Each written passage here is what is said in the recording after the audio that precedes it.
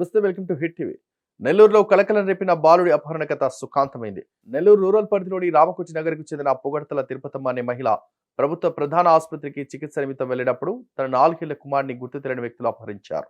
అదే తమకు తెలిసిన వాళ్లపైనే తల్లి అనుమానం వ్యక్తం చేయడంతో ఆ దిశలోనే దర్యాప్తు సాగించిన పోలీసులు ఎట్టకేలకు బాలుని తల్లి వద్దకు చేర్చారు. నెల్లూరు నగర పరిధిలో నగర డీఎస్పీ శ్రీనివాసులు రెడ్డి కార్యాలయంలో ఆ బాబును తన తల్లి వద్దకు చేర్చారు. బాలుడు కథ సుఖాంతం కావడంతో అందరూ ఊపిరి పీల్చుకున్నారు.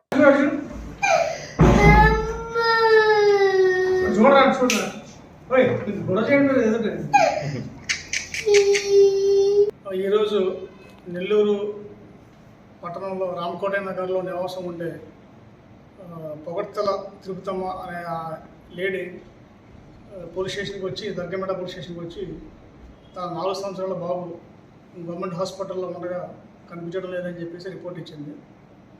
ఆమె అనారోగ్యం మూలంగా రిపీటెడ్గా హాస్పిటల్కి వెళుతూ అక్కడ హాస్పిటల్లో ట్రీట్మెంట్లో ఉండగా ఈ బాబు తప్పిపోయినట్లుగా రిపోర్ట్ ఇచ్చింది.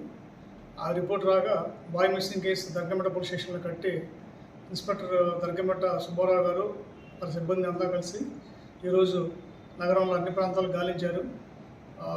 తర్వాత టీమ్స్ ద్వారా ఇన్ఫర్మేషన్ సంపాదించి నెల్లూరులోనే ఆ కుర్రవాడిని ఒక లేడీ తీసుకెళ్ళి వెళ్ళినట్టుగా భావించి తెలిసి ఆ కుర్రవాడిని ఆ లేడీని కూడా ఈరోజు ట్రేస్ చేశారు. ట్రేస్ చేసి ఆ కుర్రవాడిని తల్లికి అప్పగించారు.